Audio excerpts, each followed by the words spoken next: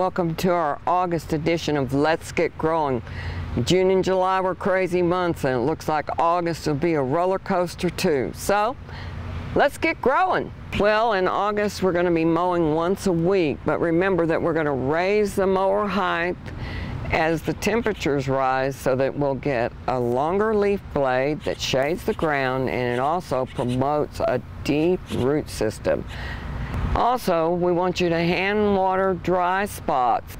Also, your annuals, all your newly planted areas, and then remember to keep the azaleas and caladiums pretty moist because they're very sensitive. When watering, remember we want to soak, don't sprinkle. And you'll also probably want to make sure that you're watering those zinnias and marigolds and other annuals as needed. So don't let those green berry producing plants dry out at this time, or we won't have those red berries to feed the wildlife.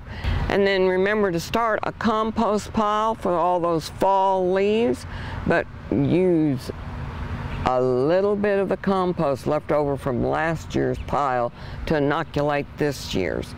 So remember to prune all that dead or diseased wood out of trees and shrubs, but hold off on your major pruning. Well, we quit pinching the mums, and now I want you to fertilize them every 2 weeks. You'll also want to prune your hedges very lightly at this time because we don't want to force a flush of growth that won't harden off before the freezes this winter.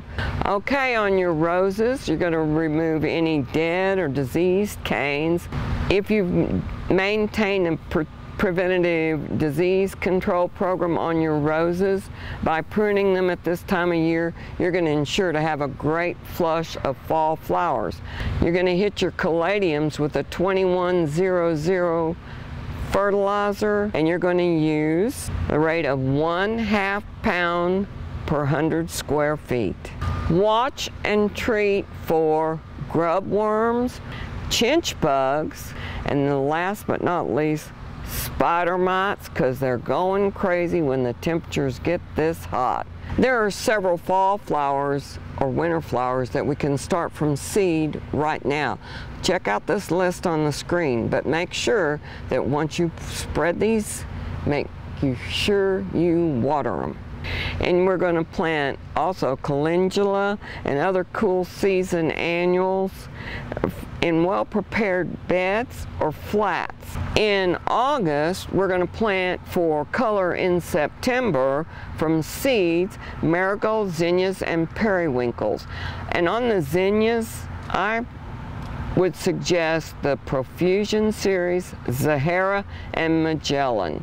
You can sow bluebonnets and your other wildflowers this time of year, but remember, you need to either put them in prepared beds or in your backyard, because when they go to seed, they start looking ratty, and people complain, and we don't want to have code compliance come out and tell us that we have to mow them down. Well, look at this long list of spring blooming perennials that you can divide at this time of year. Remember, either share with a friend or make new beds and replant them there.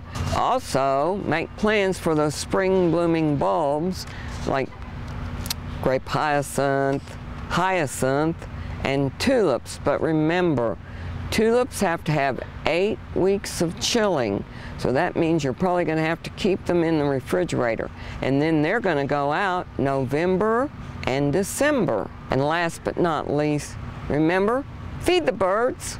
Well, we have a combination hanging basket here. We actually have a spathiphyllum or a peace lily. You usually know them because they have the white flower that comes out of the middle. This one's not currently blooming, but it is growing. See all these runners? So I'm going to show you how to cut a hanging basket back. And I'm going to show you how to make some cuttings in a Ziploc baggie with a little bit of wet vermiculite in the bottom. I'm going to go and cut right below this leaf. And then I'm just going to go around the plant And I'm going to alternate. You see I've cut short. I'm going to leave one a little bit longer. Oh, this one I'm going to leave a little bit longer.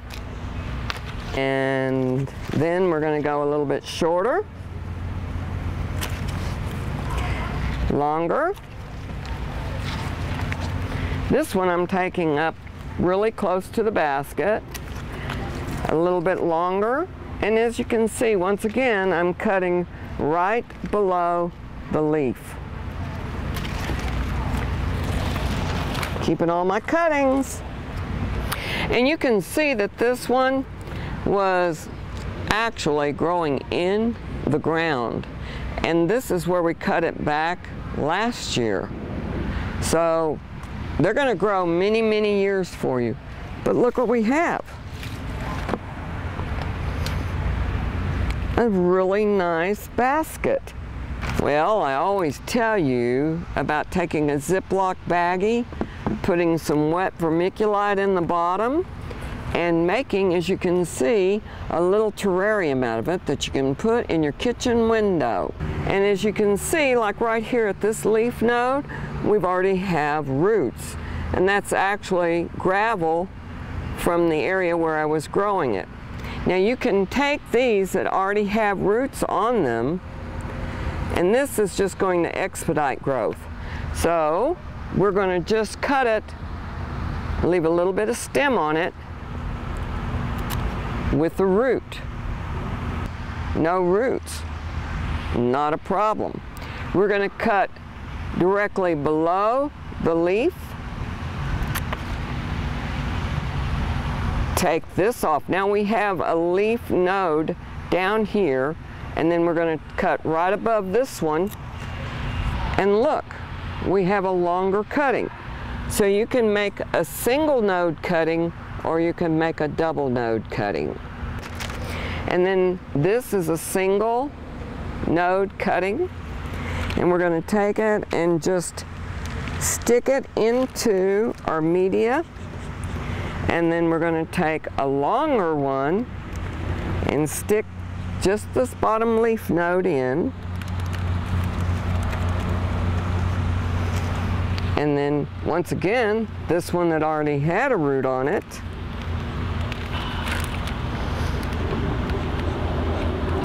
covering the root up, another single leaf node.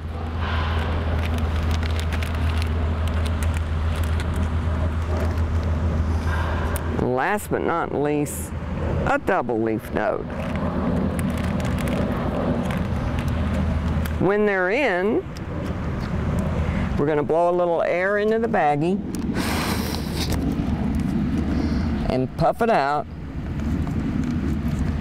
And then last but not least, make sure that they're nice and stable in their environment.